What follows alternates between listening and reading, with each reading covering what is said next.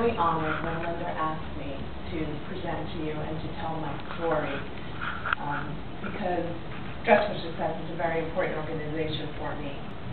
But I think before I share my story, I have to share with you my journey as to how I got to Dress for Success.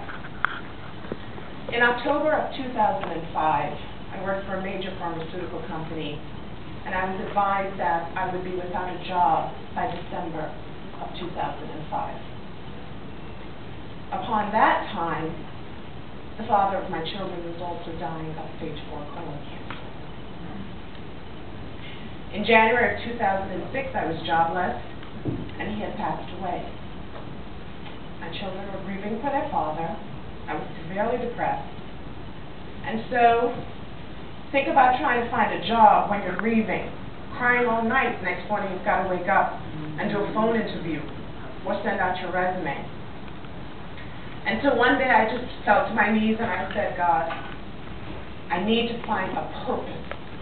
I need to find fulfillment. And it is in that time I did my research and I connected with Michelle Hopkins of Dress for Success. When I drove an hour and 15 minutes to meet with Michelle, it was an empty boutique. She had boxes everywhere. But she shared with me the vision of how this boutique was going to look. And so when I got there for my next volunteer date, I was pleased to meet Betty, who was also one of the volunteers. I share with you the fine line between the Dress for Success client and us. Many of us in this room have been faced with some type of challenge. Many of us in this room have been without jobs.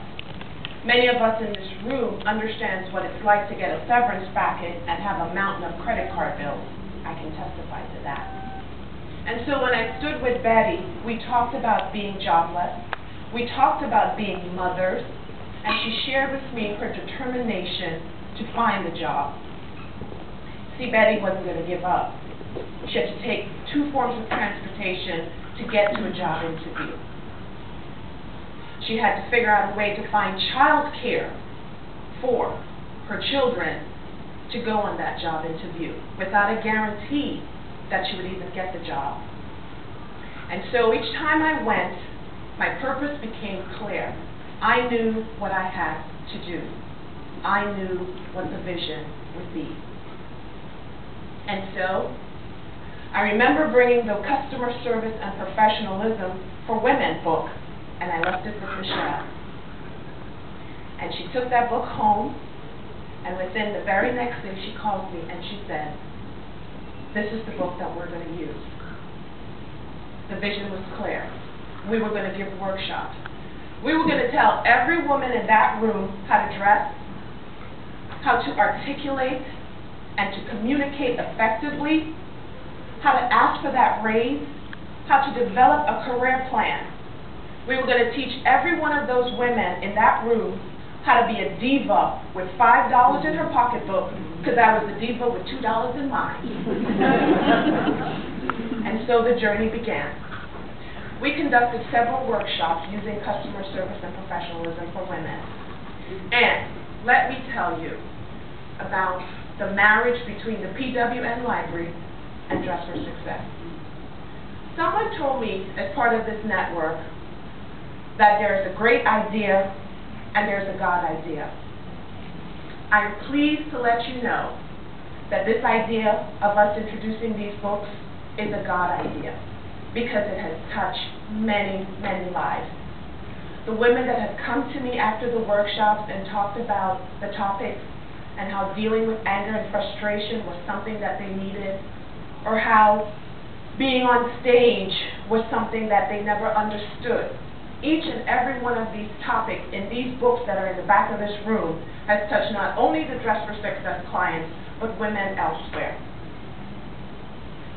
And so Michelle and I started to conduct the workshop, and we started to work with each of the women in terms of how to take it to the next level. It isn't going to be easy, but I am determined.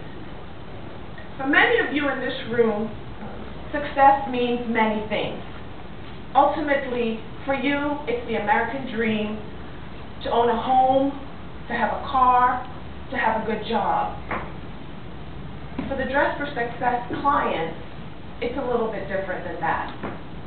It is surviving each and every day, getting up and trying to find a job to better themselves. It is learning how to manage finding childcare while they go on an interview. It's learning how to get out of the projects and know that when they get out of the projects, they're going to find a job that's going to help them to get to another level. It's surviving for them. And so, as I think about what success means for the women of Dress for Success, I think of Ziegler. He says success is defined as using what you have and making the best of it each and every day. It is striving to be number one.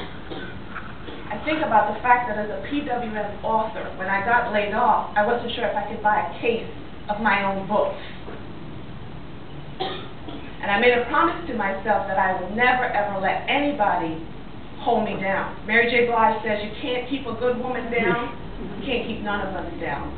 And so I say to each and every one of you authors, give yourselves a round of applause because you're empowering women everywhere. And so I applaud each and every one of you.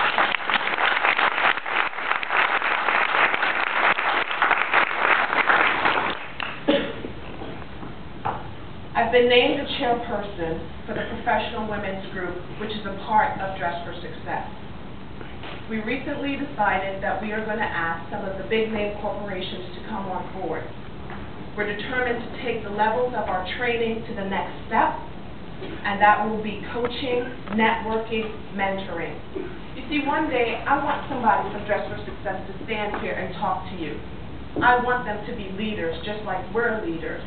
I want them to know that one day, like Brenda Lee and like Arlissa, things will get better. My vision is clear. My purpose is clear. I'm going to empower every woman that needs me to help them, whether it's through image, whether it's through a career development, performance management. My job is that. And so I say to every one of you in this room, think about the fine line that you have between the women of Dress for Success and yourselves. Always remember that as we go through society, we must mentor, we must coach, we must touch all the young women that are coming up and all our sisters that are in need. Because one day, we're going to need them to lead the path for us. So, if you know anything else about my story, I leave this with you. We all have a purpose. It is a God-given gift. I found mine through grief, but I've made it. I stand here a stronger woman, and I carry with me the memory of my husband and the strength of my children. And like Brenda Lee and Arlissa, we're going to continue to fight and make a difference in every way. I thank you for your time.